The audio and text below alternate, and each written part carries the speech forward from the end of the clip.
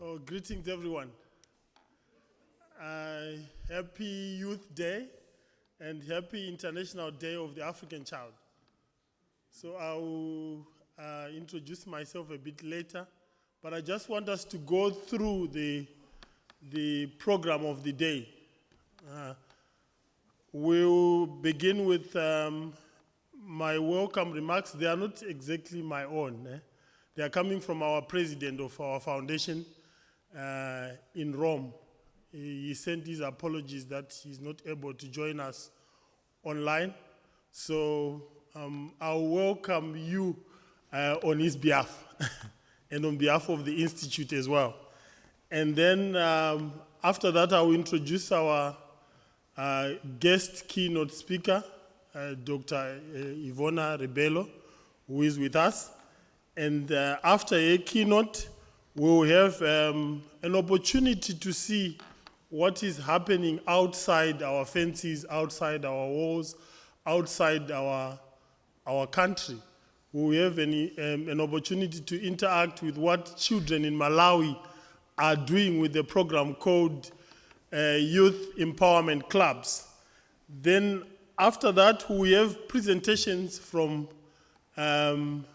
the children themselves. This is your day, so we need you to take the center stage. So we have 3 of our children here who give us, who share with us what they have. Then after that, we have another intervention. This time it will be from Madagascar. You know, they always say Africa and Madagascar, a short video from Madagascar to see also what the young people are doing from that side. Then after the Madagascar intervention, we'll have our director of the Secretariat of Solidarity, Brother Angel Diego. You broadcast from Rome.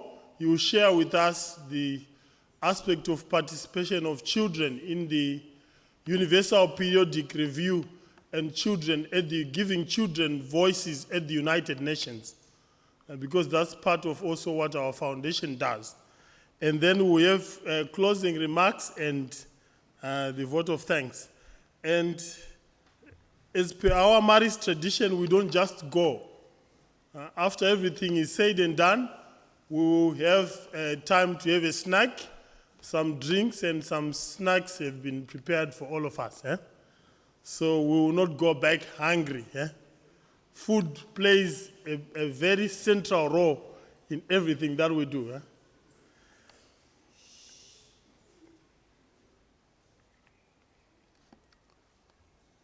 So as I said earlier on, my name is Brother Fortune.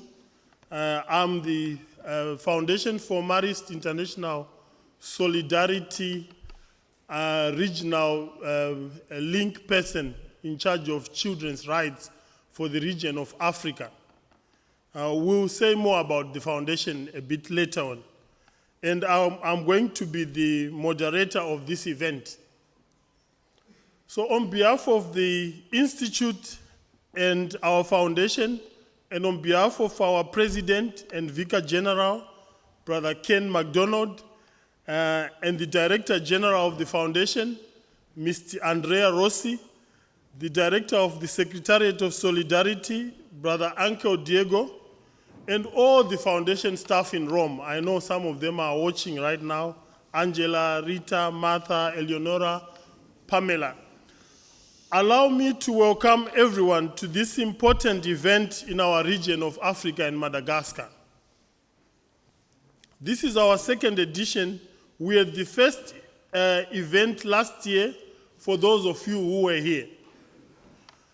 Allow me also to introduce and welcome St. Joseph's head of college, Miss Karen Darby Michaels. She's busy organizing people who are just coming in right now. And also PA Shelley, Miss Shelley. The college administration, our esteemed guests from the Catholic Schools Office, our keynote speaker, Dr. Ivona, whom I will introduce in a while, and also Brother Peter, my colleague and companion, who is always instrumental in the planning and execution of this event. Allow me also to welcome our partners, parents, and stakeholders, and the Catholic Network of Schools, and all those who have joined this live stream online from Madagascar, Brother Camille, Brother Michel, Miss Lancia Francoise, with all your child rights personnel, and other people who have joined from all the continents and many countries in different time zones. Good morning, good afternoon, and good evening. This event is on its own a reflection of our cause from the last general chapter about being a global family. A global family celebrates global events, and the International Day of the African Child is indeed a global event for us. Most of all, I want to recognize all the students and young people and staff who are gathered here. Your presence and participation is not taken for granted. This is your event. This is your day. You are the future leaders of tomorrow, and the future belongs to you. Seize the moment. Why are we here today? As I said, this is not about a fanfare of food and drinks, but since 1991, June 16th is celebrated regionally and internationally as the Day of the African Child. Also to commemorate those children killed in the Soweto uprising here in South Africa. These kids marched in protest for the right to a good education. They were met with violence, and many were killed as a result of this. Today we honor and remember their sacrifice.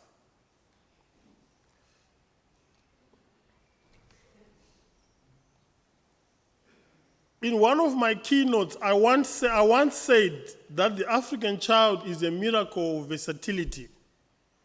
This is an opportunity to raise awareness for the ongoing need to improve the education of children across Africa and Madagascar. The heroic acts of wanting their voices to be heard is what led us to be where we are today. It is why we are gathered here today. Young people of today, if you need heroes, behold the 1976 students who marched and protested against the apartheid regime. Those are your heroes. If you need superstars and celebrities, the 1976 students must be your superstars and must be your celebrities. This year's event marks a significant step in the Marist Institute's ongoing commitments to the rights and empowerment of children in Africa and Madagascar, rooted in the fourth and fifth core of our 22nd General Chapter and aligned with the recommendations of Marist Mission Assembly. 3, the celebration reaffirms the Marist vision of a world where children's voices are heard, valued, and empowered. In keeping with this theme, the event places children and young people at the very heart of the program. You are not just participants. You are the main protagonists, expressing your experiences, insights, and hopes through powerful acts of engagement and creativity, as we are going to experience from your presentations. As the Foundation and Marist, we believe that it is crucial to empower children, transforming them into active agents of change. By engaging them directly, we foster a sense of ownership and responsibility in them, enabling them to drive the change they wish to see. For this reason, in this event, we are going to give agency to children, allowing them to share their perspectives and experiences on how they see the right to participation through their eyes. By including their voices, we emphasize the importance of their active participation and highlight their potential to influence and shape the world around them. The United Nations Convention on the Rights of the Child, Article 12, emphasizes that children must be involved and included in matters affecting them. Hence, we should not only see you, but also hear from you. This event is also a platform for exchange and learning, highlighting best practices that can shape the future. One such model is the Youth Empowerment Clubs, a program that began in Malawi and is now expanding across all 5 Marist provinces in Africa. These clubs foster confidence, leadership, and participation, empowering youth to be agents of change in their schools and communities. It's a living example of how the Marist family translates commitment into action and solidarity into systemic change. As we look ahead with this second edition of the African Day of the African Child, the Marist family once again reaffirms its identity and mission to walk alongside children and young people, placing them at the center of our lives, ministries, and hopes. In a world marked by inequality, conflict, environmental degradation, and threats to human dignity, we stand not as distant observers, but as active partners in transformation. Upholding the rights and voices of children is not an educational choice, it is a moral imperative, a prophetic act of justice, and a response of love to a fractured world. This event is not merely a commemoration, it's not a food fanfare, as we shall eat and celebrate later. It's a catalyst, a space where participation is fostered, empowerment is lived, and transformative models are shared. We are united by a common aspiration to deepen our impact, to empower the young generations, and to build a world where love, peace, compassion, and justice are not distant ideals, but lived realities. We believe that empowering children to be active participants not only enhances their development, but also strengthens our collective mission towards creating a more just and equitable society. In its quest, FMSI, our foundation, has facilitated the Universal Periodic Review, which is a human rights peer mechanism system to hold government accountable. Using our ECOSOC status with the United Nations, we have submitted a good number of Universal Periodic Reviews, even for South Africa, and a good number of countries here in the region, mostly focusing on education, child labor, child trafficking, and addressing child poverty. Let's join hands in commemorating the International Day of the African Child today. I thank you.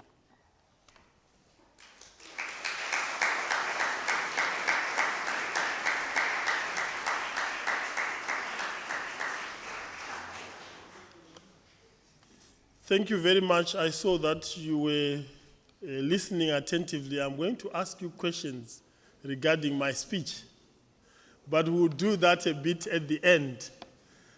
But at this point in time of our program, allow me to introduce a very special person, a person that I personally have worked with in terms of child safeguarding and in terms of the Catholic Education Congress that was held a few years ago. Allow me to introduce our guest keynote speaker, Dr. Ivona. I would like to just share with you a short bio. I want this to serve as an inspiration, particularly to the girl child who is here. That if she did it, why can't you do it? So Dr. Ivona was brought and bred in Cape Town. She attended St. Mary's Convent in Cape Town and went on to study teaching at the University of Cape Town. She has an honors degree in educational psychology. She has a master's and a doctorate in educational management and leadership. She was a high school teacher for a number of years and currently heads up Catholic education in Western Cape. She has a special interest in social justice, education, and youth empowerment, and has worked with the City of Cape Town, the Catholic Church, and the Western Cape Education Department to develop courses and resources for youth leadership development and learner representative council training. Allow me to join hands together with all of us in this hall to welcome Dr. Ivona.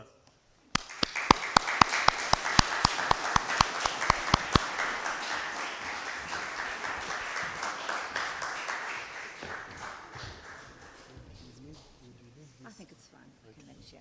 Yes. Good morning, everyone. Good morning. It's lovely to be with you. I think maybe before we start, before I start with my talk, I'd like just to acknowledge the people who are present today. And obviously we thank St. Joseph's, our hosts and hostesses. So let St. Joseph's students stand and we can give you a round of applause. St. Joseph, you are our hosts. You stand. We want to say thank you for inviting us here today.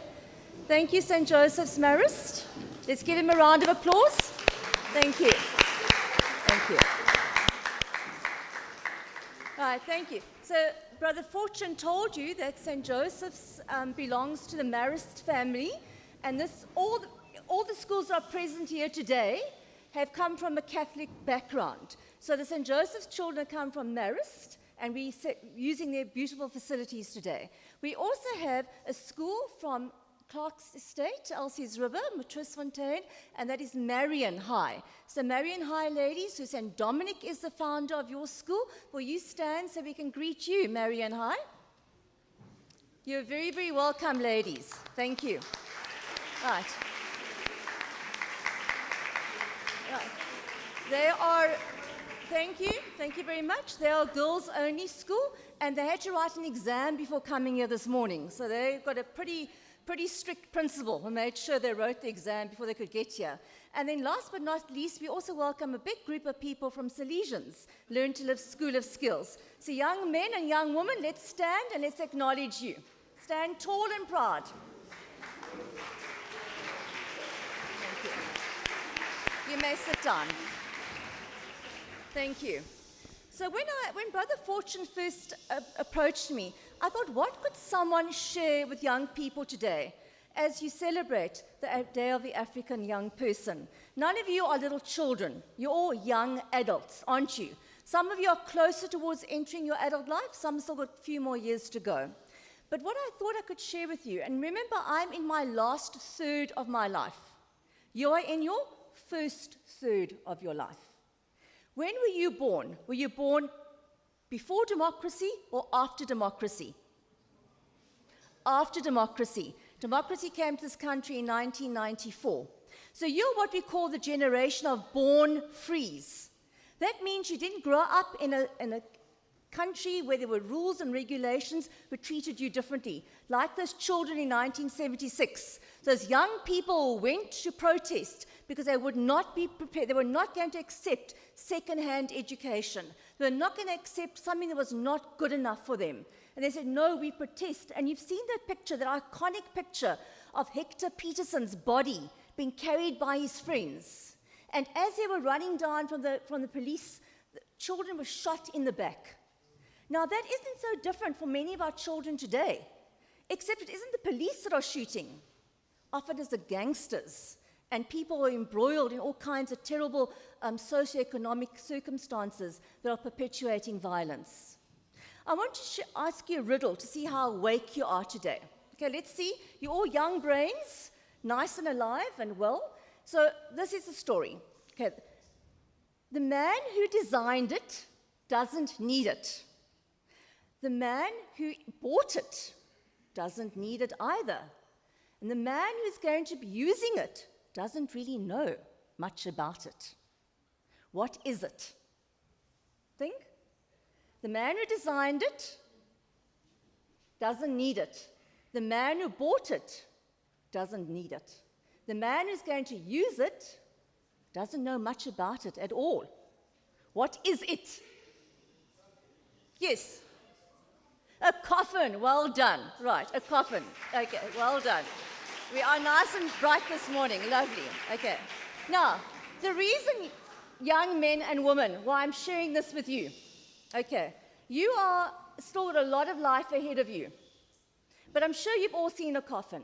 And none of us really like to look at coffins because it reminds us of our own immortality. Reminds us of our mortality, that we're all going to die one day.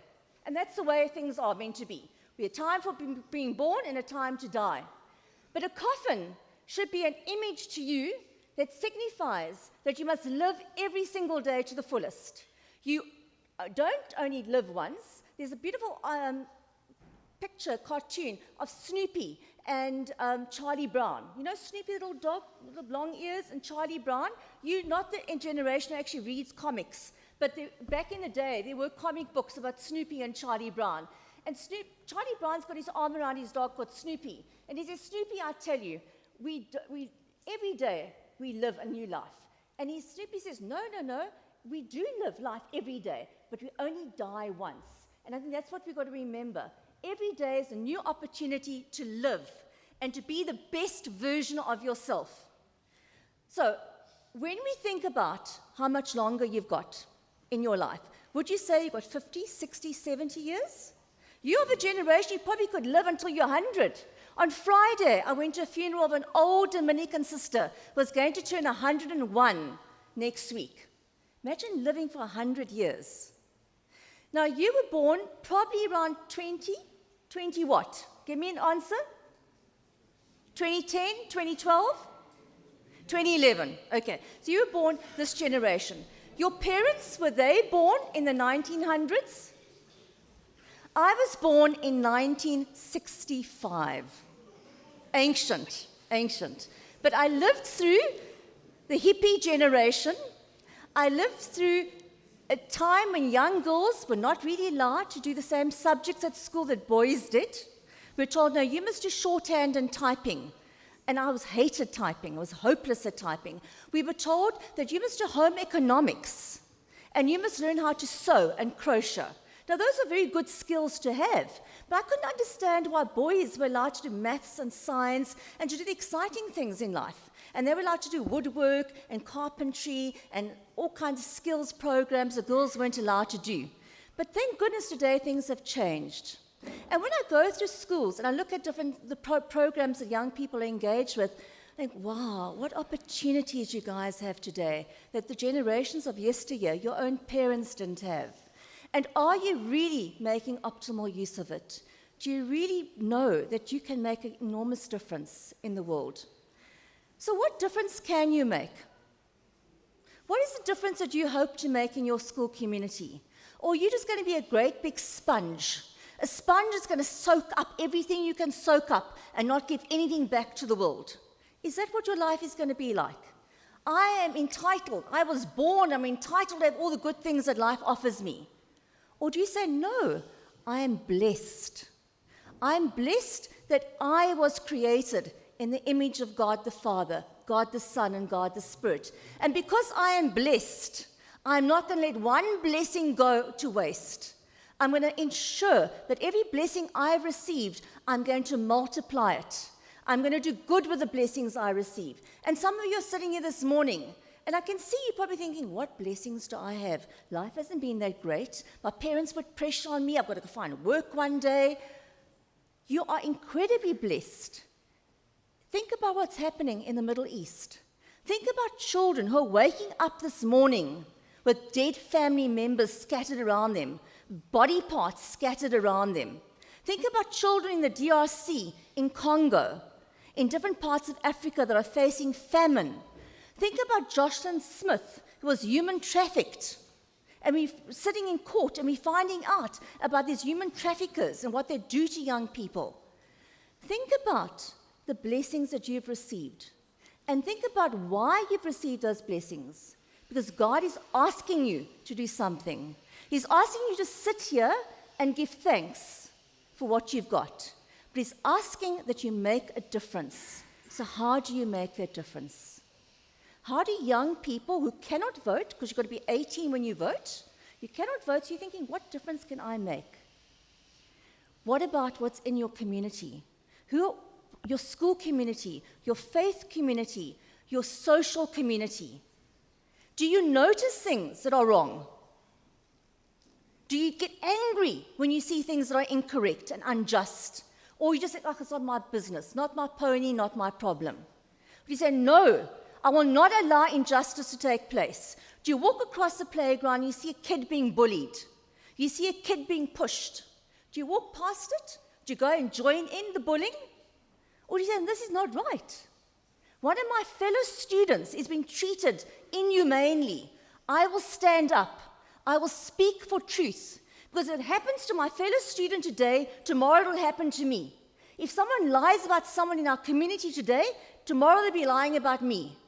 And who's going to stand up for me? Who's going to talk truth to power? Who's going to be that person who's going to go to the principal, who's going to go to the counselor and say, miss, ma'am, sir, this is not on. Who's going to be the young person who's going to stand up in front of their class and say, class, enough of this. We're not going to treat our own like animals. In this environment, we love each other. We are compassionate towards each other. We do the right thing. We support each other. And when I see someone going hungry and I've got a bit extra, I give it to them. When I see something in my community that is not right, what do I do about it? I get a number of young people with me and I say, let our voices be heard. Do we have communities in schools where we can hear our voices, the voices of young people? Do you have representative learner councils where you can say, these are the things at the school, at Salesians, at Marion, at St. Joseph's, that I don't think are right. And we need to say something about this. We need to let our voices be heard. Management must hear what we've got to say. Or are you just not interested? Because if you're not interested, then you're basically saying to God and to your parents, you shouldn't have bothered creating me. You shouldn't have bothered having me. Today, you need to make a commitment to making your school, your environment, your family better. And how do we do that? It requires strength. It's much easier to be a selfish clod of a sponge. It's much easier to go through life thinking, me, myself, and I. Let me grab what I can get. Let me steal what I can get. But that's not just. That's not right. How do you encourage other people? You're here today, and maybe you've been called here today. Perhaps when Miss Cabrita, when your teacher said to you, there's a program happening at Marist, oh, do I really have to go to that program? What's it going to be about? But you've been invited here, and you are here. Ask yourself why you are here and others aren't. Because you're being challenged to do something special. And how do we do special things? If you want to go far, you go alone. If you want to go fast, you go alone. But if you want to go far, you go together. No one lives in isolation. As human beings, we cannot live on our own. The cruelest thing to do to anyone is to put them in solitary confinement in a prison. Do you know that? It's the cruelest thing to lock someone away and say no social interaction. We are human beings. We need each other. We need to laugh with each other. We need to cry with each other. We need to support each other. And we do that in community. And we have loving circles, community circles. And our community becomes our tribe, our people that look after us, our people that walk beside us. Have you ever seen a picture of emperor penguins? You know, the emperor penguins look like they are waiters. They're white in the front with black feathers, and they live in Antarctica, where it's icy, icy cold. And what they do is that they stand in a circle, and they huddle together really close to each other to keep each other warm. And what happens is the outer circle takes a turn and it moves inside. And when the outer circle is protecting the inner circle, the penguins on the inside are nice and toasty and warm. And then they take their turn and go to the outer circle. They look out for each other.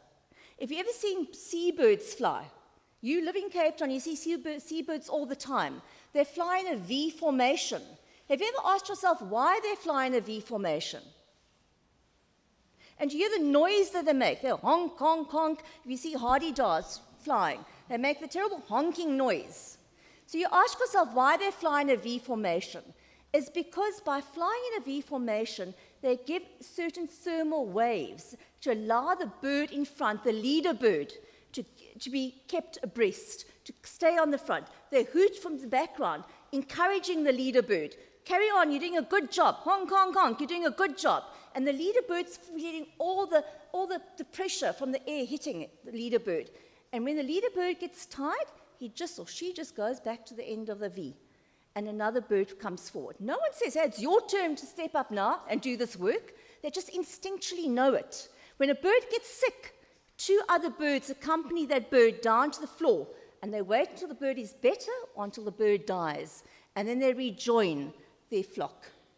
These are instincts that are in animals, but they're also in us because we are animals.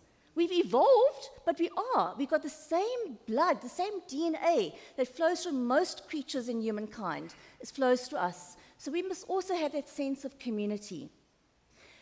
What if I asked you to close your eyes for a moment and thought about the people in your life that matter most?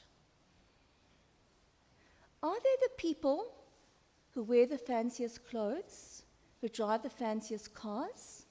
Or are they your friends and family? For most of us, the people that really matter most in our lives are those that we break daily bread with. We sit and we chat to them, we tell stories, we cry with them, we laugh with them. How are we going to show those people? How many times have you said thank you today? The driver that brought you on the buses, how many of you hopped out of that bus without even saying thank you, sir, thank you, miss? How many times have you smiled at someone today? And not just kind of a shruggy smile, but you looked into their eyes and you acknowledged them. The eyes are the windows to your soul. How often do you look at someone and you genuinely, you know the Hindu saying, namaste, the God in me sees the God in you. When you look into someone's eyes, you see the God in that person. When you go back to school and you've done with this program, what are you going to take back to the people at your school? What are you going to say? Hopefully, some of you are going to do a presentation to your school. And I know that you're all very talented in terms of dance and arts, but you're going to do a little talk to for your students at school. And you say, I was part of a program at St. Joseph's to celebrate the African child. And I think it's by time that we stop being selfish. It's by time that we thought a little bit about the others who have less than we have. There are always going to be people that got more than you, and there are always going to be people that got a whole lot less than you. Be satisfied with what you've got. And look for opportunities to notice. We call it advocacy. Advocacy, the guy who goes to court, if you can land up in a problem and you've got to go to court, there's an advocate who pleads on your behalf. So when we're asking you to be advocates, we're not asking you to be a lawyer and to suit up and lawyer up and go off to court. We're asking you to notice the issues that you need to speak out about. How can you speak out about issues? Using your voice, through song, through dance, through speeches, through writing. They always say the pen is mightier than the sword. And what does that mean? It's so easy for us just to bash someone. And that animal instinct comes out in people. It's so much harder to put your thoughts on paper. But words are what are going to influence people. Violence is never the solution. Never, ever. And we're not just violent with our fists. We're violent with our words. Every time you swear at a person, every time you call a person a horrible name, you are being violent towards them. It takes off a strip of their skin. Each time you wound someone with a word, you strip a layer of their skin off them and make them more and more vulnerable. So when you go back to school, you can look at the opportunities. Are there posters that perhaps you need to make to remind people in your school to be kind to each other? To remind people to be safe. When you're aware of people doing unsafe things, either online or in the school environment, do you say, it's not my problem, I'm not interested? Or do you say, no, it is my problem, because that's a young person who's got their life ahead of them, and they're getting themselves into nonsense here. And because they're a friend of mine, or because they're in my school, I'm going to go and look out for them. So I want us to think a little bit, people here today at St. Joseph's, as to how we can be advocates for a better world. How can we, every day of our lives, try and make a difference in someone's life, in our own life? And it starts with an attitude for gratitude. Would you say you're grateful? Waking up this morning, were you grateful? You said, thank you, God, I've got another day to live, to love, and to fill the world with joy. Or it's, oh, I've got to go to school today. I've got to find my uniform. You drag your weary body through the school gates. Or are you joyful? So by cultivating an attitude for gratitude, it really helps you change your mindset. Be grateful for the little things in life, and that positivity shines out. Think about how you can make a difference in your communities. You belong to a youth group, church groups, belong to student representative councils. Carry yourself with pride. For all of those who are slumped in their seat now, if you come into an interview and you sit yourself down in a chair and you slumped over, I'm your employer, your prospective employer, what am I going to think? This person doesn't really want a job. They're looking like they're bored. Even if you are bored, you don't let your body show you bored. You sit up. You're human with great dignity. You impress people. Give a firm handshake. You show a smile to people. You speak politely to people. You greet and you say thank you.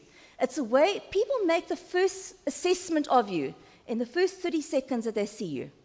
I'm not going to sit and go read through your CV and go read through all your accolades. The first 30 seconds I see you, I'm going to say, oh, that person's lazy. That person's not interested. That person's slapgat. Whereas you can give the world a really good impression. I know you mustn't read a book by its cover, but first impressions are important, especially for you young people who are going out into the world of work soon. It's a very competitive market. South Africa hasn't got a robust economy, but you're all in school, you're all being taught skills, you use them. There's so many who don't. How many of you watch the news that Boeing, I think it's 787, that crashed in India? Are you aware of it? Now, who was the guy who walked out of that plane with just a couple of scratches? What seat did he occupy? Marion's on fire here. Let's listen, Marion. 11A. Can you believe it? Entire Boeing 787 went down. Everyone on board was killed, except the man who occupied seat 11A. Apparently the airlines are going crazy. They say everyone wants to book 11A because it's the safest seat on the airline. I think it's just the way the plane crashed. But everyone got onto that flight. Flying today is nothing. I mean, people jump on planes and trains and automobiles all the time. No one knew when they got onto that flight that 10 minutes later, everyone bar one would be dead. You don't know when your card is called up. So the message I want you to leave you with today is make the world a better place. By, first of all, being grateful for the gifts you have received.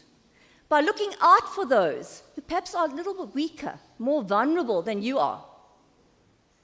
And thirdly, by showing your abundance mentality. You know, when someone holds out a glass, someone said, Joe, you see the glass half full or half empty? What do you normally say? It's half empty. See the glass half full. See your opportunities as wonderful opportunities. So you are in, as I start off by saying, I think I'm in the last quarter of my life. Probably I haven't got a third of my life to live. You are in the first third of your life. The world is your oyster. Do you know what an oyster looks like? Have you ever had an oyster? They're very expensive, and they taste like slugs. They taste like snails, not very nice at all. I don't know why people want to eat oysters, but they do. And apparently there's wonderful benefits as well, which I don't know about. But apparently these oysters are very, very grand, and people go to fancy restaurants, they eat the oyster. Now, oysters are clam shell. And if a piece of sand gets into an oyster shell, you know what it does with that piece of sand? The chemicals in the oyster work on that granule of sand until over many, many years a pearl develops in the oyster. And that is the fruit of an oyster being irritated. So the moral of the story is, what irritates you the most? What gets under your skin? What annoys you? What frustrates you? Instead of being angry with that, turn it into a pearl. Because what we need in life is not just opportunity, but we need resilience.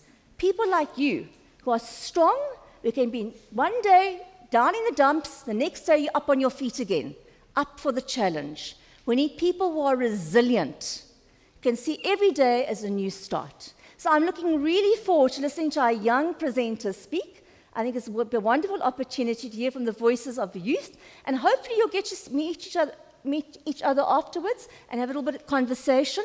Tell each other about your lives. Tell each other about the school that you attend.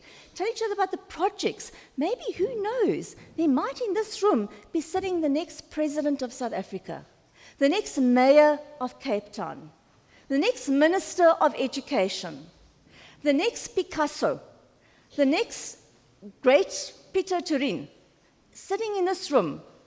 All we need is for the opportunity to present itself and for you to meet that opportunity. There was a beautiful story, and I'm going to end on this story. Michelangelo, do you know who Michelangelo is? The great, is the great artist and also a sculptor. Michelangelo used to have big blocks of stone delivered, marble delivered to his studio. And his students, who used to support him in chiseling away the marble, would say, "Michelangelo, what are we going to carve today?" And he would say, "Can't you see that angel? It's in that rock." But all they could see was a big chunk of a marble. And he would say, "What we're going to do is we're going to chisel away until we set that angel free."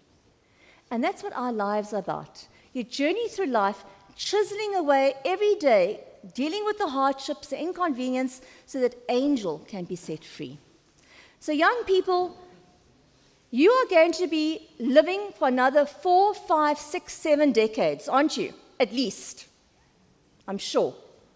Think about what you can be doing. So let's think, if you were born in 2012, and you add 70 to 2012, when do you think we might be coming to your funeral service? Which year? 2012 plus 70 is? 2082. Quite impressive, eh? Not many of us are going to be around. All of us sitting here who colour our hair regularly, we're all going to be pushing up daisies.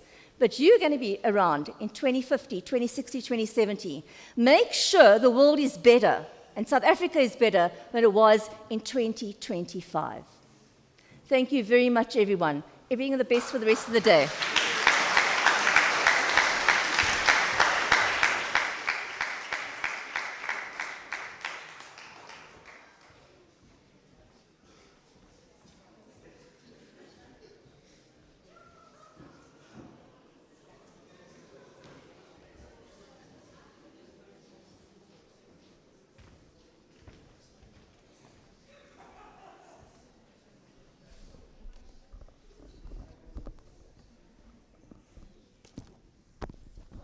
Thank you very much, Dr. Ivona.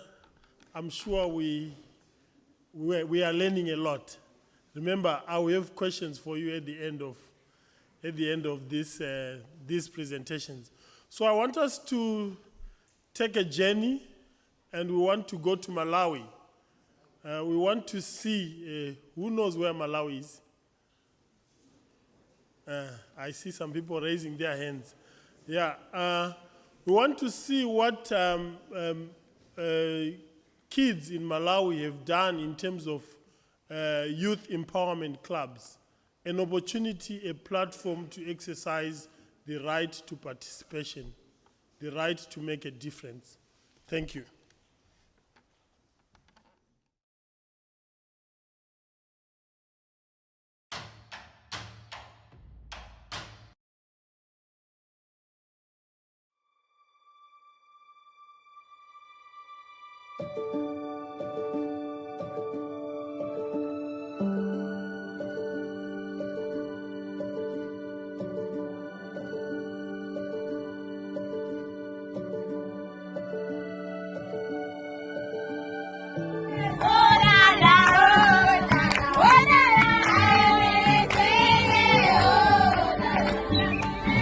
Youth and Empowerment Clubs is most like a social group of students, which is taking on board both boys and girls here at Likuni Boys Secondary School. The boys and girls in this project face a lot of challenges, but mental health, resilience in particular, helped the participants to gain more confidence in their own lives. Everything was possible today because of this wonderful networking. So thank you to everyone, Miss Ankara in particular. More girls have no confidence in what they are doing. Then girls empowerment, that helps us to have courage on doing things like education and businesses. It shows who really we are, our culture, our tribes. Having boys in the Youth Empowerment Club is actually very important because as boys we're also humans, so it enables us to be successful in our studies, in our homes, wherever we go. They can sit down together and share ideas. As teachers, we are only there just to guide that whatever the students are discussing, it really needs to benefit them now and then in their near future. 3 years later, they are able to stand up and with confidence speak and maybe ask to consider their needs as full human beings. My role model, my aunt, she's a girl, but she needed to be an engineer. She's the one who motivated me that girls can be anything. Okay, this message is very important because for young people, we need to be motivated on how we can improve our country. You teach us the goodness about education. When we are together, you make us to forget the tribulation we had left in our homes. You came like a good Samaritan to stand with us and to encourage us more about school. She is a warrior, gentle yet fierce, with love as her armor. She rises, she thrives, empowers and free. A beacon of hope for you and me. And Empowerment Club has impacted a lot in students is for them to be in class and continue their education. Any more issues regarding teenage pregnancies? Parents forcing their girls to go into early marriages. There has been an improvement in academic performance. Education plays a huge role in their own lives. To break the chains of poverty, for example, education is the key. It gives us hope for the hopeless. It gives us faith for the faithless. It makes us to believe in ourselves, be strong and confident to fulfill our dreams.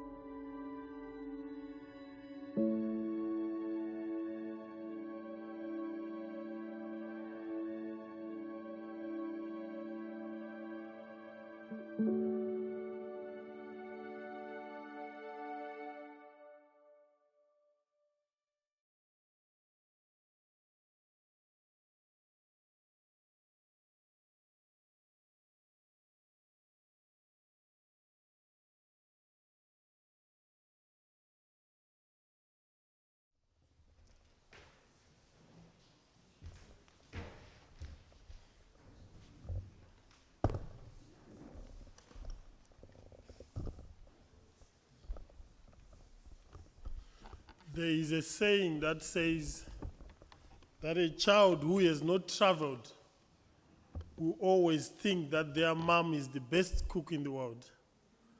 So I think it does us no harm to see what kids are doing in other parts of the world and what transformation that they are making.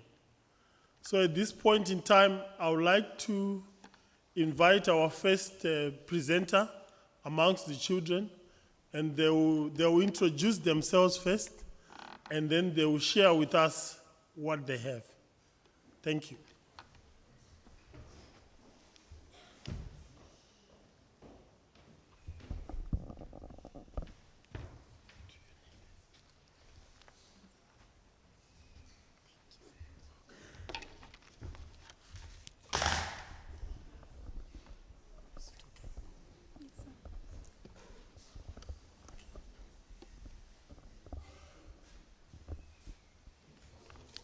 Good morning. Standing before you is Mikulu Mtini, and today we will be talking about the children's right to participate in matters that affect them. In his book called The African Child, Kamara Lay says, "To be a child of Africa is to be a witness to the miracle of life, a part of something greater and more powerful than yourself. Being a child of Africa is being part of a family, a rich history that bonds people from all walks of life. It's being empowered by those who paved the way for you, for your dreams and aspirations, while ensuring that you yourself pave the way for those who are to come after you. On the International Day of the African Child, we celebrate the greatest asset of our continent, the children of Africa. With young minds that are always ready to be reached and the courage to conquer the world, the children of Africa are its future. That is why it is important that we ensure that the young, brilliant minds of African children, as well as their development, are prioritized, and the most impactful way of achieving this is protecting and empowering the rights of the African child. With many things in the world today affecting the lives and futures of the children of Africa, such as inequality in the education sector, poverty, and many more other things, it is important that we preserve the children's right to participate in matters that affect them. As we see from many events in the history of Africa, such as the Soweto Uprising of 1979, a big part of what makes this continent what it is today is the principle of being stronger together. Through events like those, we see the power and resilience that lays within every one of the children of Africa, the strength that is radiated when we roar as one pride. Throughout our history, we Africans have embraced the African proverb that says, "Sticks in a bundle are unbreakable." By empowering the African child to participate in matters affecting them and to reinforce their rights, we ensure the continuation of this. We ensure that just as we were stronger together in the past, we will continue to be stronger together even in the future. Although we have come very far as a continent and as the world, there is still a long way to go in order to create true equality in society, to ensure the growth and prosperity of our children, of all our children. As an African child myself, my heart breaks knowing that not all my African brothers and sisters have access to good quality education and other resources that they need to succeed in life. And I feel that we as a society can aim to become better at listening to the children of Africa, hearing their struggles, giving them the platforms that they need to express themselves, giving them a voice.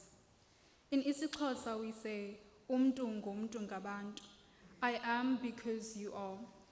As a continent, it is important that we remember to embrace this, because the success of the African child is the success of all of us as the family of Africa.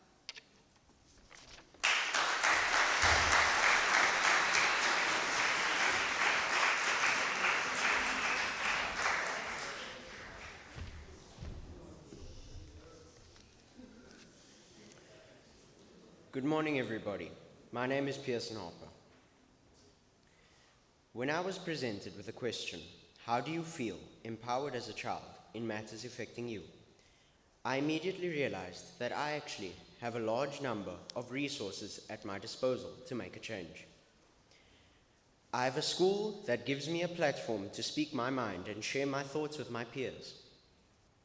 I compete in a sport that teaches respect for others, opinions, and open-mindedness. I have friends who are like-minded and will step up when they feel that they are being treated unfairly, or when someone else is.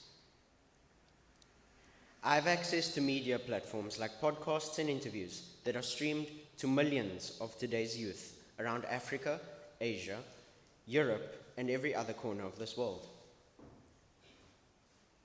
With matters that affect me, such as my future, I feel that I am what we call a small fish in a big pond. But even so, I have a voice, and so do you. We have the ability to understand the needs of our people, whether they are underprivileged or part of the top 1% of the population. I have the courage and passion to stand before anybody and give my opinion, no matter who they are, and you should too.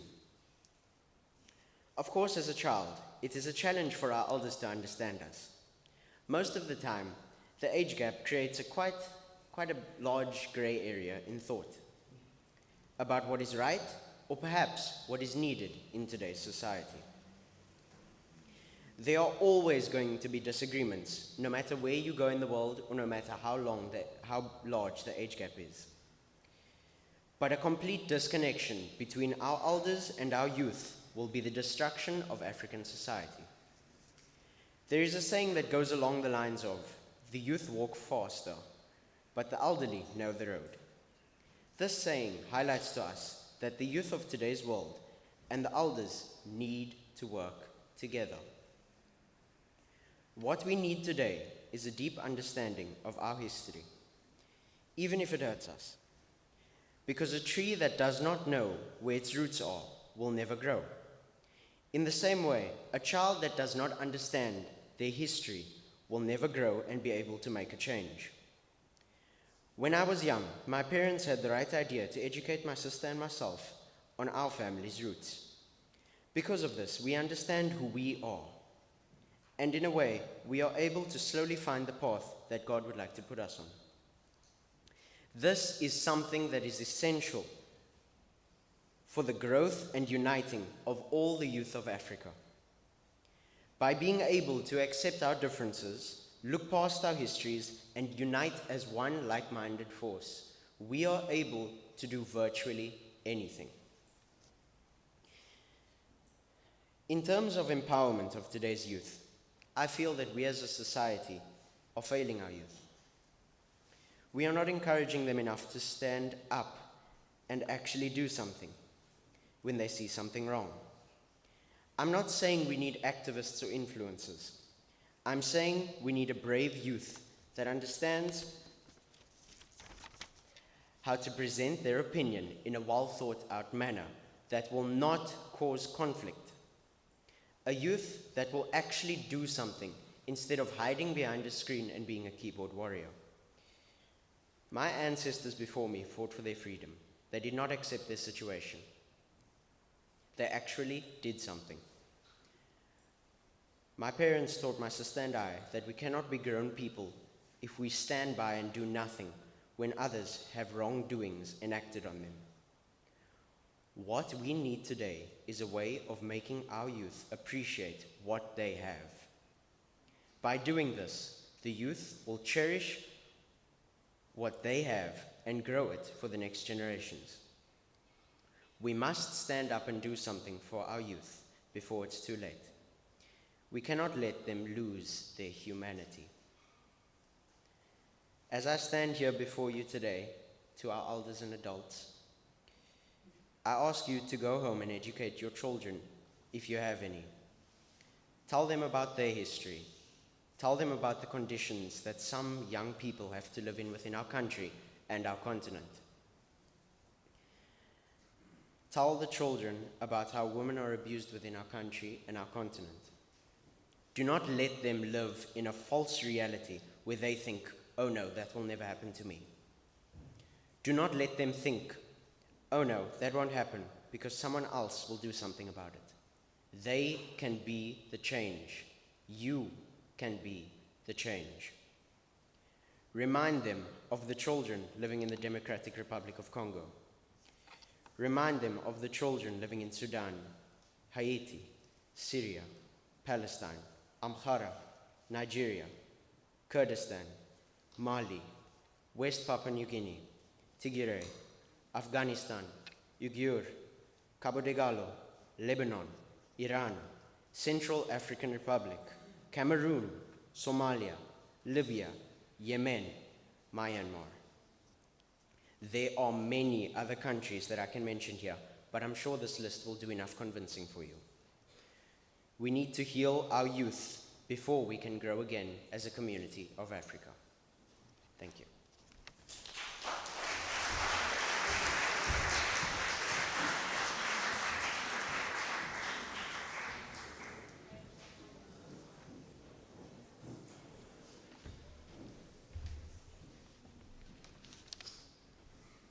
Good morning, everyone. I am Gabriella Darby. We are the youth. We have thoughts, we have dreams, we have something to say. People often talk about us, but not always to us. They plan for our future, but forget that we're already living in it. We're not waiting to grow up to have ideas. We already do. Sometimes the loudest voices in the room aren't the ones with the freshest thinking.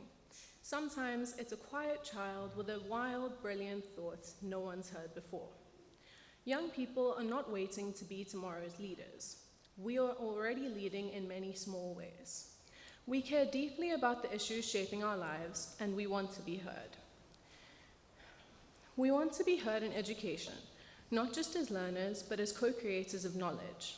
We enjoy lessons that are relevant, that teach us how to think critically, manage our mental health, understand the world, and shape our future. We need to be heard when we talk about mental well-being. We want support, not stigma, safe spaces, not silence, and adults who listen when we say we're struggling, not just with academics, but with life. We expect to be heard in conversations about fairness and justice, because we notice the injustices. We want to stand against racism, sexism, bullying, and inequality wherever we see it, whether in school or in society. We will speak up for the planet we will inherit. We care about clean air, green spaces, and real action on climate change. We want to be part of the solution, not part of the problem. Our opinions count in the digital world too. We can help to shape how technology is used safely and wisely. We challenge online hate and we promote kindness, responsibility, and access for all. We want our voices heard in school councils, youth forums, and community projects, because we don't just have complaints, we have ideas. We don't just point out what's wrong, we want to help make it right. We're not always going to get it right, but we're learning. And part of growing up is learning how to disagree without disrespect, how to stand up without stepping on someone else, how to share our truth and still make space for someone else's. You haven't heard the full story until you've heard the voice of a child. And maybe, just maybe, what we have to say can help shape a better future for everyone. Having a voice doesn't mean shouting to be heard. It means learning how to speak, clearly, respectfully, and with care. As young people, we also carry a responsibility to build bridges, not walls, with our words. We must realize that although we want to be heard, there is a way to go about speaking to someone else that will make them more inclined to listen and pay attention to what we have to say. This does not mean that we should go about getting our points across by being extremely adamant and unwilling to listen to the opinions of the people listening to us. It means speaking calmly with confidence so that you don't come across as someone who is arrogant and forceful about their opinion. To every person that sees us as thinkers, who respects our inputs and values our efforts and opinions, thank you. You don't just give us knowledge, you help us make meaning of it. This Youth Day, we're not just asking to be seen, we're asking to be included, to be trusted, to be allowed to help shape the world we're growing into. We are not just the leaders of tomorrow, we are already leading in small ways today, because real change happens, not when one side speaks louder, but when we all speak and we all listen. Thank you.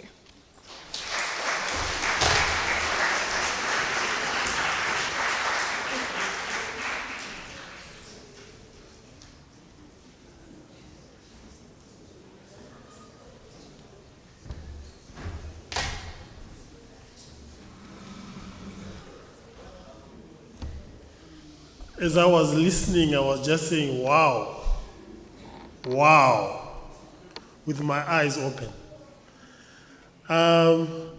I've learned something, and I've learned a lot, and I hope everyone in this room is learning.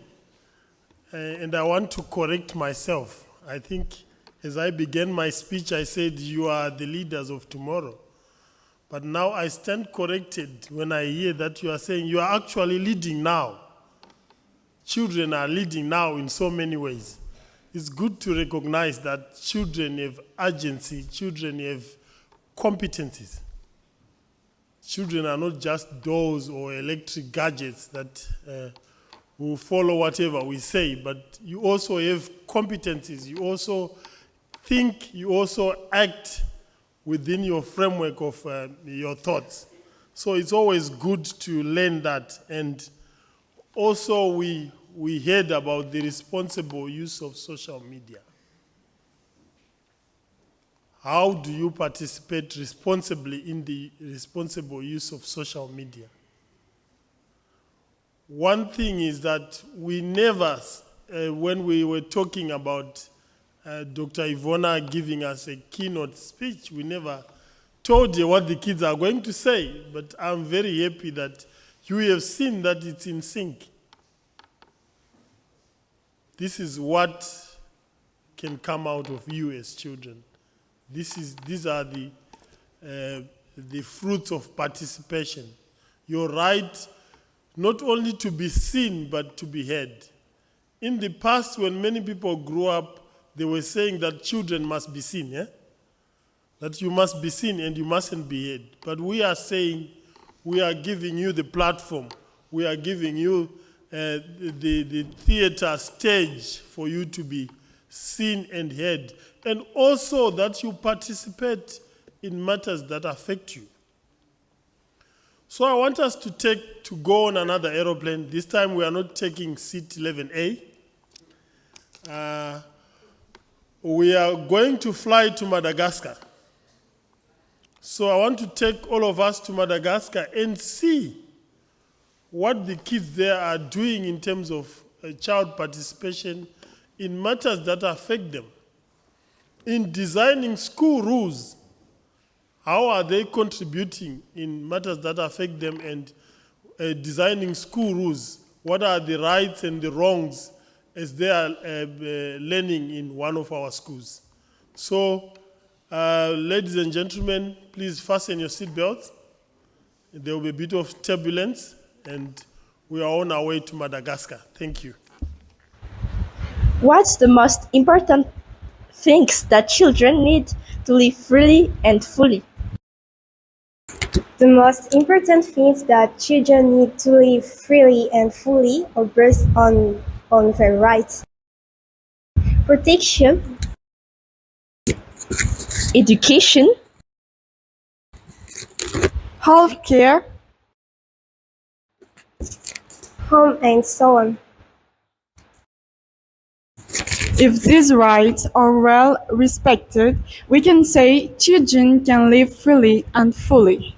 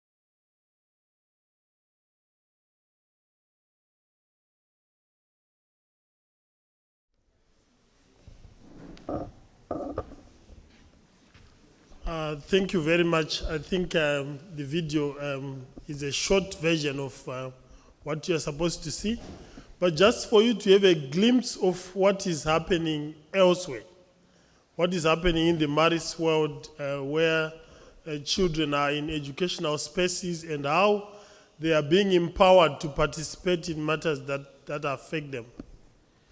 At this point, I would like us to get on another plane. Today we are about flying. Remember, from Cape Town we went to Malawi, now I took you to Madagascar. Now I want us to get our passports and get straight to Rome. I would like to welcome and invite Brother Enkel Diego. Brother Enkel Diego is one of our brothers who is the director of the Secretariat of Solidarity. So he's going to say more about what he does in terms of children's rights advocacy in Geneva, in Switzerland, bringing children's voices to the United Nations. Our foundation, FMSI, Foundation for Marist International Solidarity, is what is called an ECOSOC status. Those of you who are doing history, you know ECOSOC means Economic and Social Council of the United Nations. So these are organizations that are affiliated with the United Nations, which means that we bring children's issues and voices to the UN level. This is very important because we don't just listen to you, but we take it to the highest level to say this is what children are saying, this is what children are going through. And Brother Enko Diego with the Secretariat of Solidarity, they do this a lot. So we want to bring him online if he's ready, and for him to share his work and the work that they have done in the Universal Periodic Review of countries like Liberia, Tanzania, and Malawi. Thank you.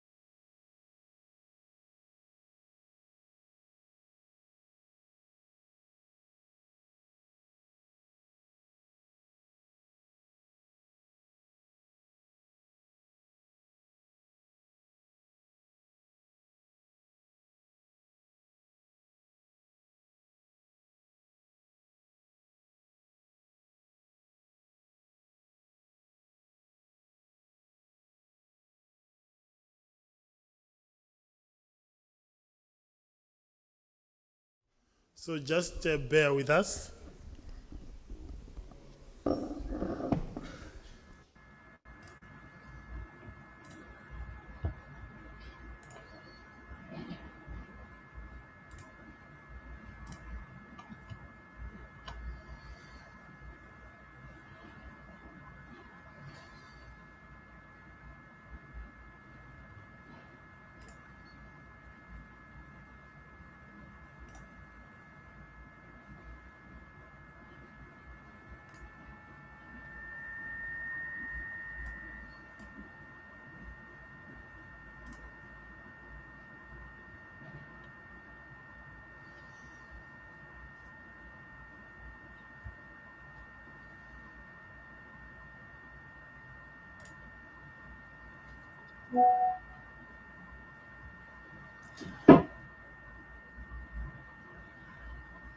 Hello, good morning, and nice to see to stay here with you this morning or this afternoon, depending on the place, or even this evening. Just let me check that I am already. You are already listening to me.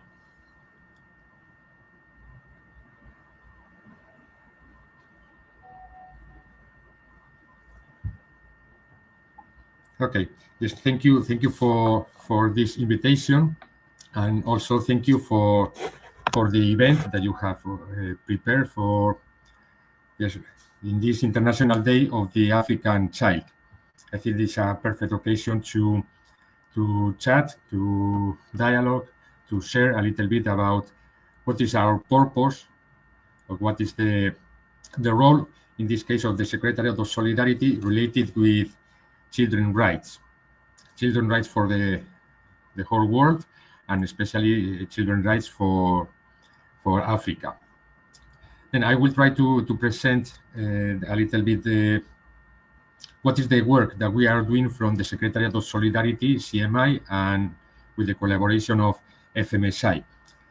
As you know, these two entities, Secretariat of Solidarity, CMI, and the NGO FMSI, we are the two bodies in charge of human rights, children's rights in the institute, at the level of the whole institute. I will share with you my screen. Hopefully you can see my screen.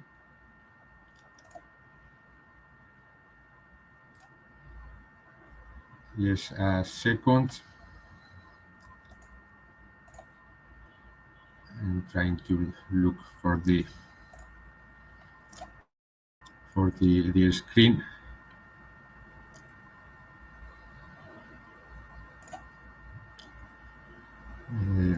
Yes, let me. I don't know what is going on. I cannot see the documents I already have here in the screen.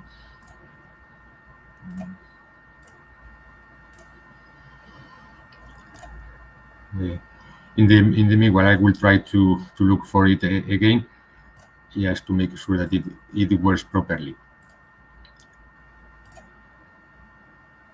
As I was saying, my position, my role is to work in this area of children's rights for the whole Marist Institute, and not just myself, also with the collaboration of brother Diego Sabatsky.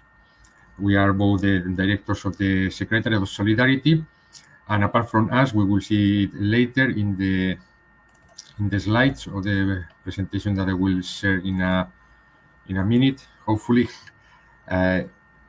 We are also with the collaboration of some members of the staff of FMSI.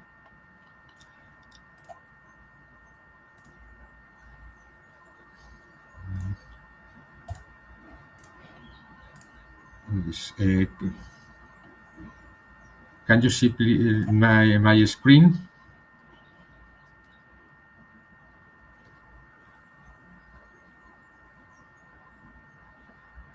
But I hope that you can see my screen. What is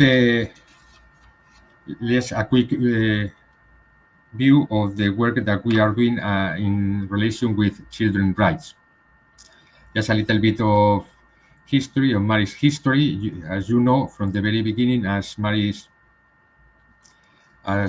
Institute, from the very beginning, in the time of Marceline Champagnat, we are engaged with human rights, with children's rights. At the time of Marceline Champagnat, it was not then this name rights, but we know that Marceline Champagnat, he was a great defender of the rights, even if they were not known as with this name, with this particular name, rights. From the very beginning, more than 200 years ago, we as Marist, we are committed with defending the human rights in general and children's rights, or the rights of the most vulnerable, especially kids, children, and young people. After many years, maybe around 20 or 30 years ago, in the General House here in Rome was created the Bigot International de Solidarité, or Solidarity. Just a body who was in charge of spreading solidarity in the whole Marist world. After that, around 17, 18 years ago, the NGO FMSI was created with the same purpose, with the purpose of promoting solidarity in the whole institute, helping to develop projects in different parts of the world. And also one of the areas, the big areas in FMSI, was advocacy. I mean, defending the rights of the children.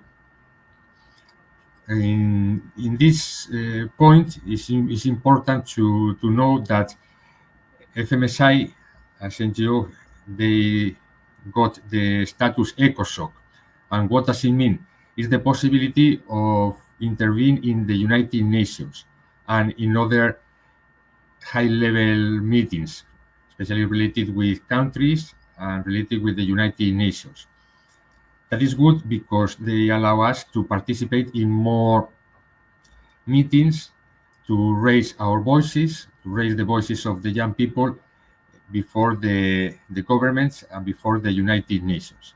And since 2007, FMSI and the Marist Institute is participating in the different mechanisms related with human rights, children's rights, at the level of the United Nations.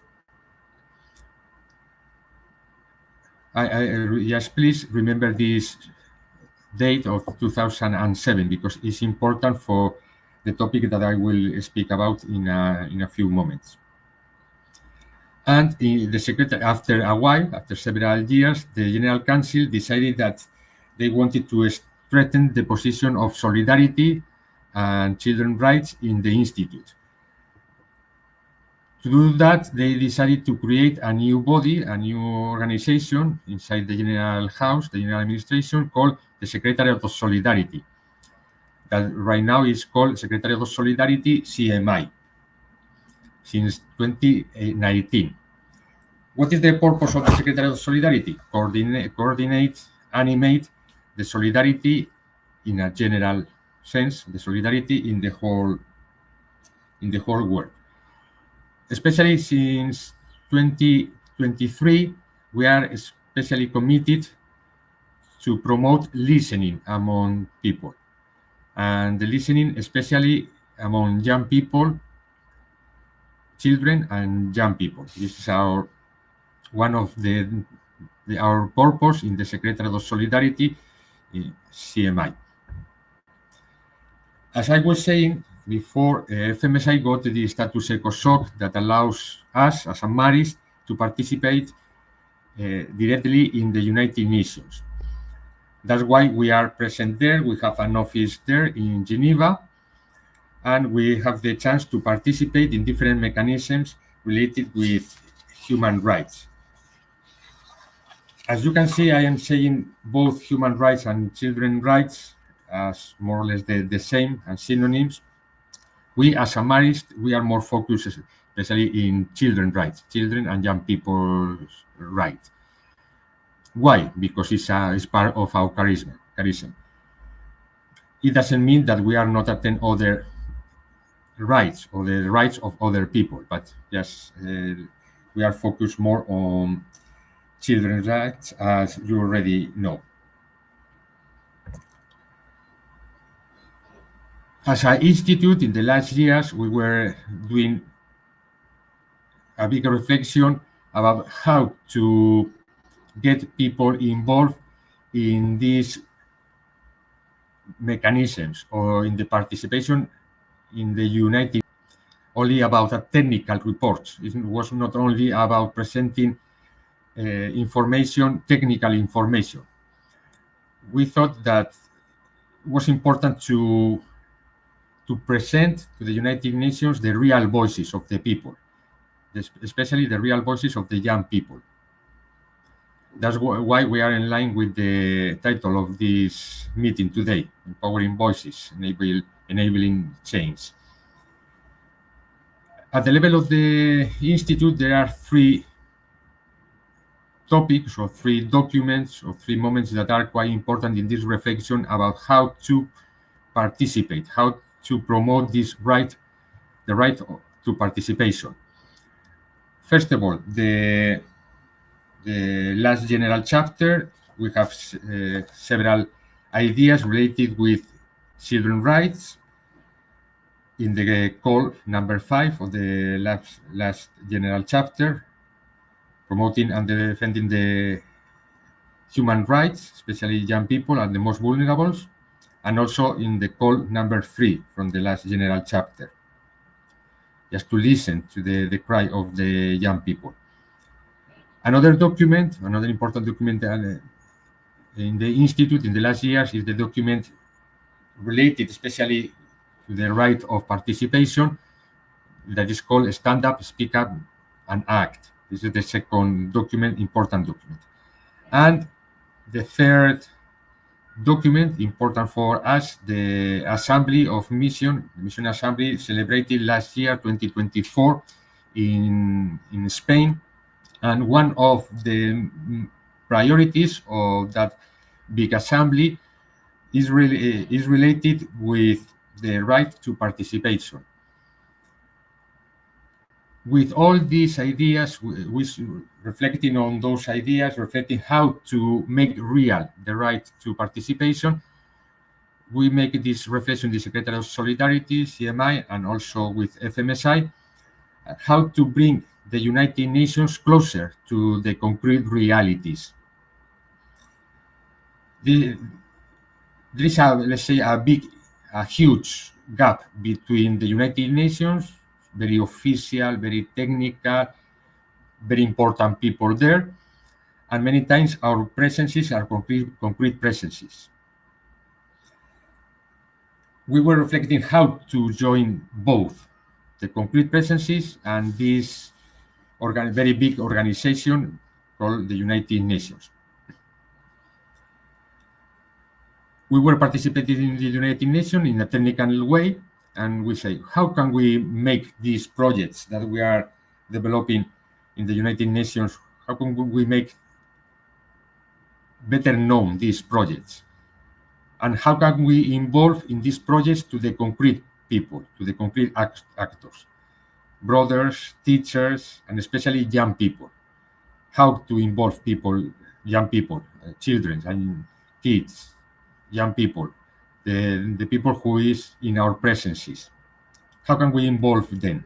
This is for us the big question. And I will explain a little bit how are we trying to do this. As I was saying, in the United Nations, we are participating there, bringing the concrete voices from the 80 countries where the Marist brothers are present. You can see on the right side of the screen the teams, the people who were or who is working in Geneva. Right now, we are the three at the top, Brother Diego, Pamela, and myself, Brother Angel Diego. And before, years ago, you know that also Brother Francis from West Africa, from Cameroon, was working in this position in the Secretariat of Solidarity. And to help us, we have some partners in Geneva, some institutions, faith-based institutions, some congregations that are our partners there in Geneva, and of course the partners in the concrete places, as you in the different provinces of Africa, in the different provinces and countries in the whole institute. We try to participate in the United Nations, especially through two mechanisms. The first one, that is the most used by us, the UPR, the Universal Periodic Review, that I will explain in a few moments.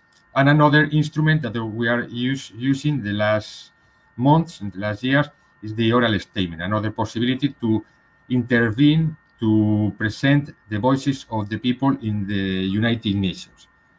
Then mainly we have these two mechanisms.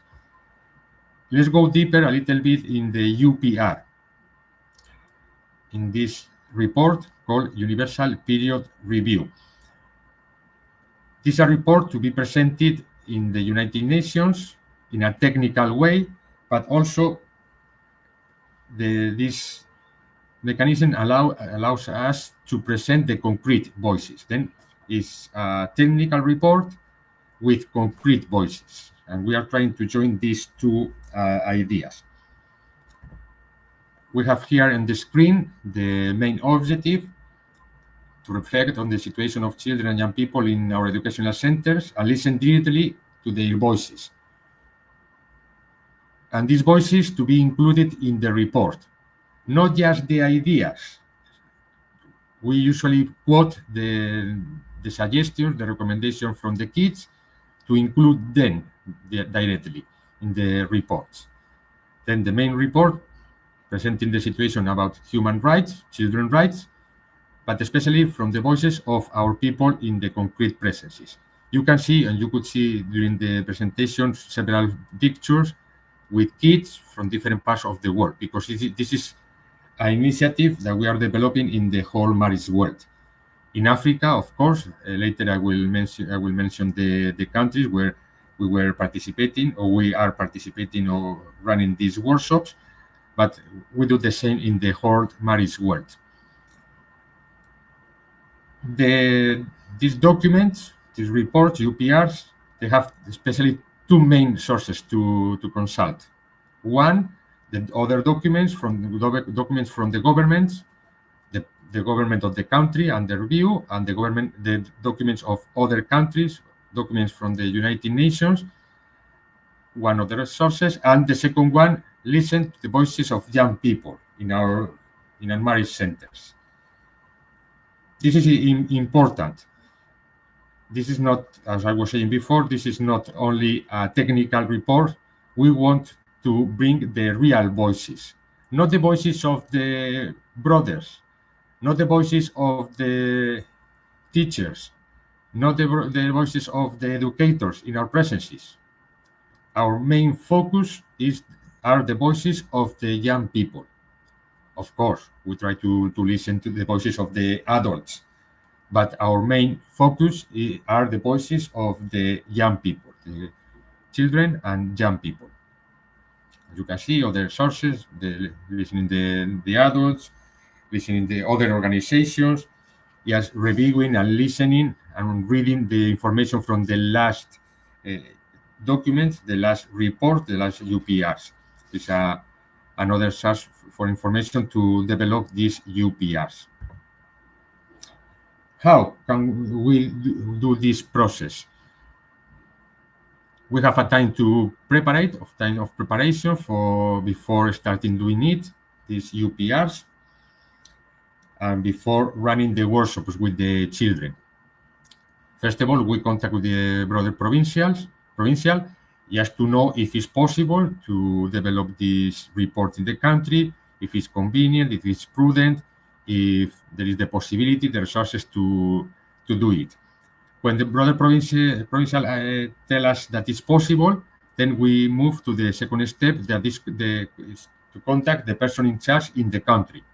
Maybe it's a brother, maybe a lay, and with him or with her, we have one or several meetings to analyze the time frame. Say, okay, when should we present this report?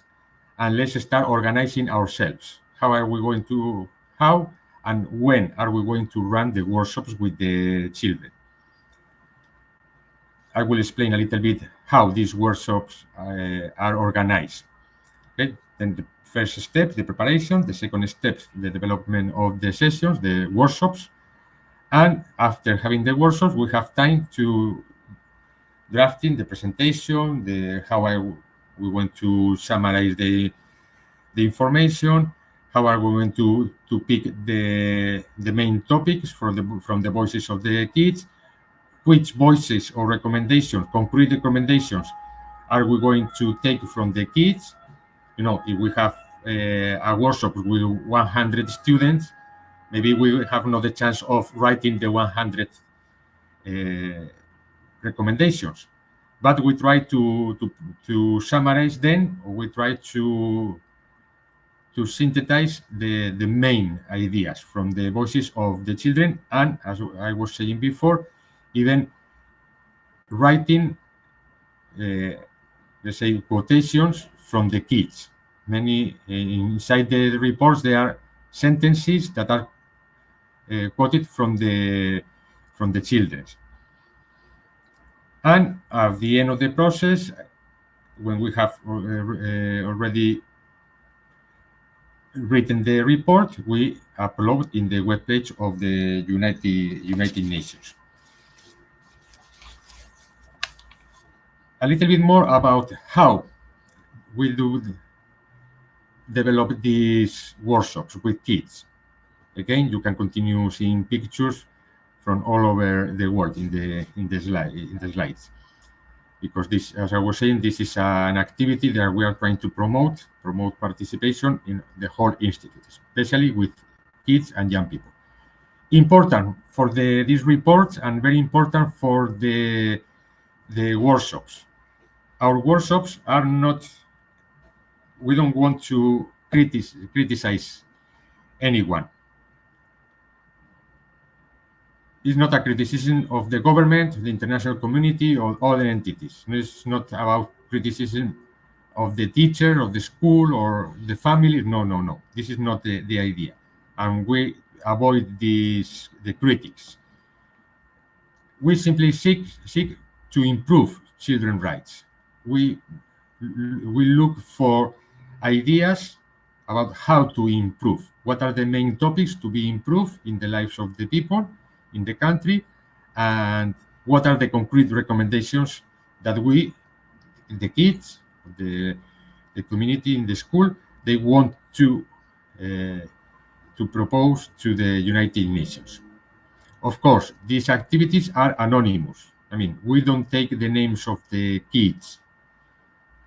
We don't take even we don't write even the names of the schools, because the report should be anonymous. The only name that appears in the document is the name of the country, of course, and the review, and also the name of FMSI, that as entity that who is presenting the report, and other possible partners. For example, in Africa, it's quite usual to present this report under the name of FMSI, with the partnership of SED, the NGO from Spain, and many times from the Marist provinces or another entities.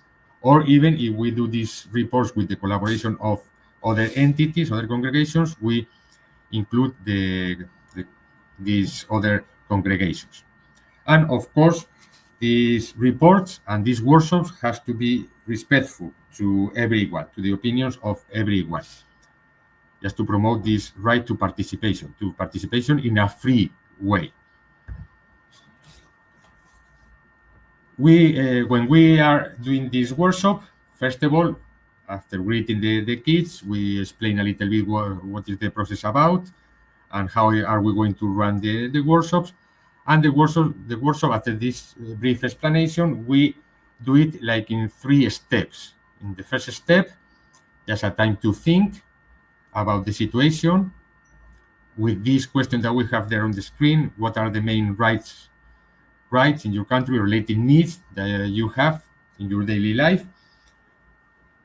This question or another question, a similar question, just to think, to invite the children to think by themselves, individually. The first step. Second step, time to share, especially if the group is quite big. This sharing is done by groups. We split the whole, let's say, a class of 40. We split in 5, 6, 7 groups, and by groups they have the chance to share their thinking. Remember, the first step is a thinking, individual activity. The second step, time to share by groups. What are the main ideas? Here, for example, we were doing this activity with the Belgian kids, or kids from Belgium, and what would you ask to the Belgian authorities? Or you can substitute the name of Belgium for your own country. South Africa, Malawi, Liberia, Ivory Coast, whatever the country is. Time to sharing. And let's say after 3 months, after having the chance of sharing all the contributions, individual contributions in the small group, we ask the groups to try to agree in 1 or 2 topics that they consider that they are the most important to improve the lives of the people in the country, to improve the lives of the children. And each group has to decide 1 or maximum 2 topics. And after choosing 1 topic, we invite them also to write concrete recommendation. For example, let's imagine that in 1 kid in the thinking time, the step number one, he or she thinks that is essential to improve their lives, to have a better transportation in the country, to go to school, to go to work for their parents, or to go to the doctor, whatever, to improve public transport. The second step, he or she in the group with others share his or her opinion, and after speaking all the members in the group, they say, oh, all of them, they agree that maybe a topic is public transportation. This is the most important topic. Then, in this third step, after the agreement in the topic, they say, okay, let's write concrete recommendations. Again, one or two or even more concrete recommendations. For example, concrete recommendation to reduce the fees in the public transport. It's very concrete. Or make public transport free for students. It's concrete. After having the topic, public transportation, concrete, reduce the fees of the public transport.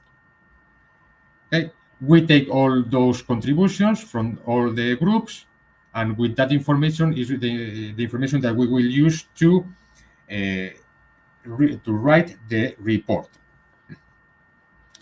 Just to show some information about this topic. You can see here the calendar that we are right now working in the first 51st session. You can see in yellow the countries where we have a Marist presence. If we will go to the 51st session, we can find that we have among all the countries in this session, we have Lebanon, Rwanda, and Australia. They are the three countries where we have a Marist presence. Then, for this session, we invited the representatives of the delegates of these three countries to work with us and to collaborate with us to do this job. Sometimes the people in the country, they do the activities, the workshop by their own. Sometimes they are confident, they have done before, or the people were trained in these UPRs, and they run the activities by their own. Perfect. Sometimes we, Brother Diego, Pamela, and myself, we go to the place to run the workshops. It will depend on the needs of the places, if they have someone that can run the workshop or not. And when it's possible, we go also there to help in the process. If not, as it has been the UPR of Australia and Lebanon, we didn't go there. We were explaining, having online meetings with the delegates of the country, and with that we got the reports. You can see we are finishing right now Lebanon, Rwanda, and Australia. In the next session will be Mozambique, they're in Africa, and another country. You can see there are countries all over the world. Paraguay, Belgium, Solomon Islands, in the Pacific, and Singapore in Asia. We have almost one in each continent. Again in yellow, all the countries under review with the Marist presence on them. Just to let you have an idea. In the next session will be, right now it's Rwanda, next session will be Mozambique in Africa, the next session in Africa will be Tanzania, and in the 54th session we have the South Sudan and Zimbabwe. And I am already finishing, just one more minute.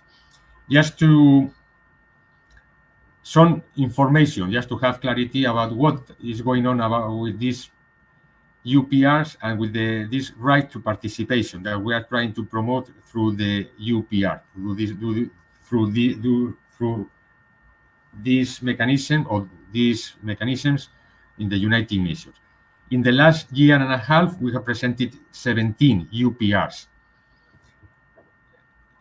And we are still with 5 more for this 2025. Of these 17 UPR that we have presented in the last 1.5 years, 15 were presented with direct participation of children and young people. Countries all over the world. We have here the countries in Africa, but there were others, like Italy, Costa Rica, Italy, other countries where we have done this activity, Fiji in the Pacific, or Kiribati also in the Pacific, many countries, 15 countries, the United States of America, many countries. In these 15 UPRs that we have presented with the participation of children and young people, we have counted more than 1,000 participants in the different workshops that we have run. We are near, let's say, 1,500 participants in the total of these 15 UPRs. It's a huge amount, but it's not only because of the number. It's a great reality. It's not just a dream. It's a reality. We are doing reality this idea from the calls of the last general chapter. We are making real one of the priorities of the Assembly of Mission of MIMA 3. We are making real the document Stand Up, Speak Up, and Act, giving real participation to children and young people. And I would like just to present this. There are two links at the bottom of the screen. One is with the map of all the UPRs that have been presented during the history. Remember that I told you the year 2007, just to have in mind. From that year, that is the first year that we, as a Marist, we presented a UPR to the United Nations. From that moment, 2007 till now, we have presented more than 80 reports. You can see in huge countries, how many UPRs in each country, and also to have access to the information about the topics, about the concrete recommendations that have been done in this report. You have a summary of these reports in the booklet, in the link that is called booklet, just to give you this information in case that you would like to check afterwards these two instruments, the map and the booklet. And just it's all from my side. Thank you so much for having me this morning. Thank you to the organizers of the meeting, and also thank you to the kids that were presented during this session. Thank you so much, and God bless you.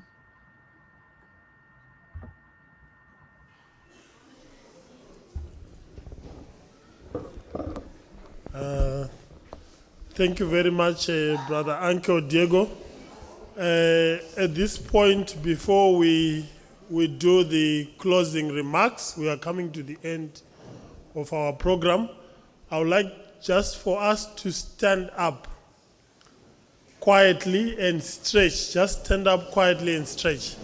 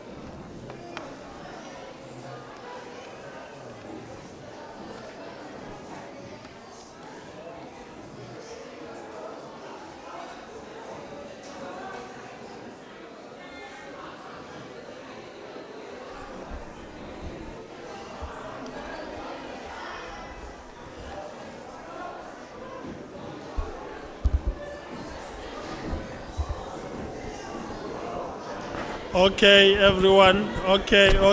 Let's round up. Let's round up. Let's take our seats. Thank you. Thank you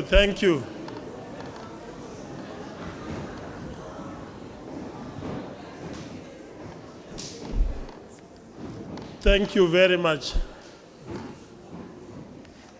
So, as you can see from the screen, those are the countries that we have submitted to the United Nations, the Universal Periodic Review of those countries, and children's voices have been heard from those countries. How many of us would like to go to Geneva and be present at the United Nations? Raise your hands.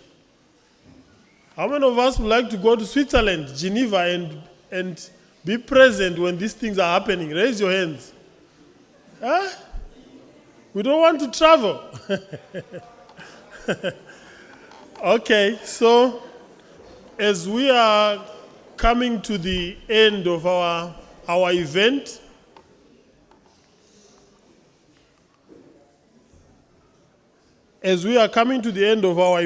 allow me at this moment to thank the first person I would like to thank and appreciate is our IT company, the director himself, Adrian. I would like us to observe a moment of silence, by the way. Adrian lost his father a day before yesterday, midnight. And as I was talking to him, and he told me, my dad is gone, and that he is here with us and making sure that the event proceeds successfully.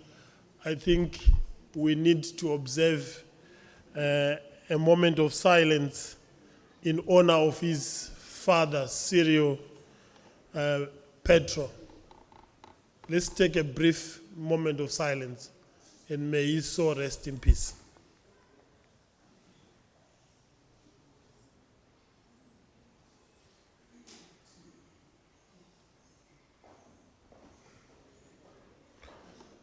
May the soul of Cyril and all those who have departed rest in eternal peace. Amen. So again, allow me to thank the following people who have played a very significant role in making sure that this event is a success. Remember, as I began, I talked about our president of the foundation, but we also have our local structures. So at this point, I was just talking to our provincial, Brother Emmanuel Wanarirenji, who is in Zimbabwe at the moment. He was following all the events. We would like to thank him for, first of all, allowing this event to take place and giving his blessing that this should go ahead, and also his keen interest that he was also following the event. So, Brother Emmanuel, we are very grateful. And also to our local leadership, Brother John, I'm sure he's also following in Johannesburg. We would like to thank you. And much more, as I mentioned earlier on, I think I talked of Brother Peter, and some of you had not seen him. Brother Peter, I would like to recognize your presence and to ask you to come in front, because there is something that I would like you to do towards the end. So this is Brother Peter. He was away in school, and he has come to be with us, and we planned this event together. We also would like to thank the president of the foundation in absentia, Brother Ken MacDonald, the director general of the foundation, Mr. Andrea Rossi, who is in Rome, and his staff, Angela, Rita, Martha, Eleonora, Pamela, and everyone at FMSI office, and the Secretariat of Solidarity, for making sure that this event is a success. When we come to the school, this event would not have been a success without the hard work that has been put by the school, particularly the school leadership, I would like to acknowledge Miss Karen Darby-Michaels. Thank you, Karen, for your supportive role, your PA, and everyone within the school community in making sure that this event is a success. And also, I would like to thank Dr. Ivona and your team from your office for a very inspirational keynote and for being present and always supportive of all the events that take place, and all the staff and people who have come from the Marian girls.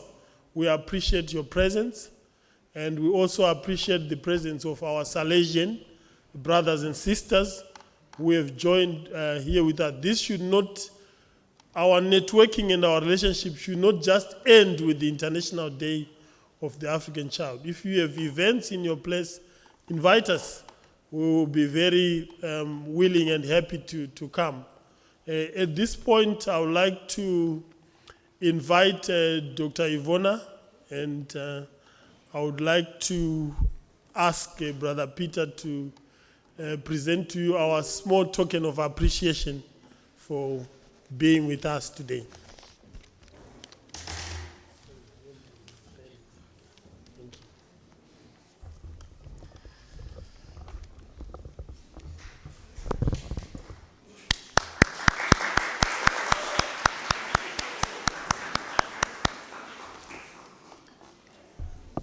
Thank you, Ivona.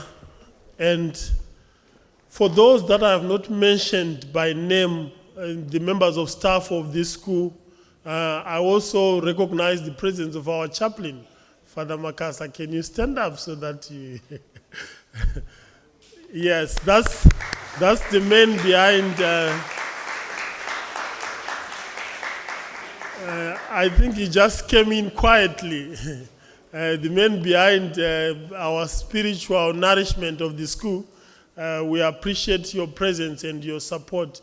And anyone else whom I have not mentioned by name, it doesn't mean that you are not important or you are not key. There are many people in the background who have supported this event. We, on behalf of the Institute and on behalf of ourselves, we thank you all. We thank you for coming. May God bless you. And please carry on the theme of the right to participation. Lastly, I would like to invite the college head to say a few words and to invite you for the eats and snacks that are set for us. Karen, thank you.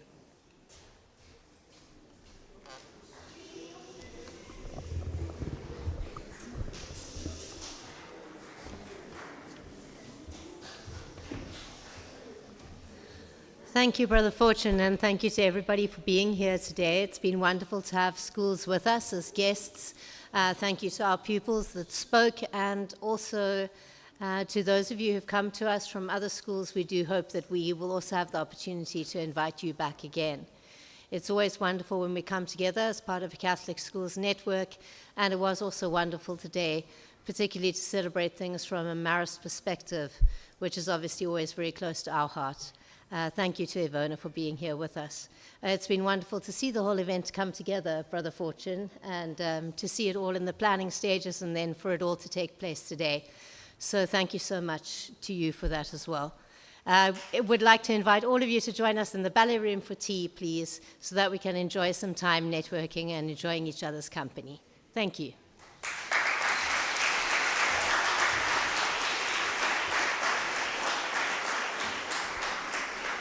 Thank you, everyone. Let's go to the ballet room behind and celebrate and eat and be merry. Thank you. Goodbye to everyone.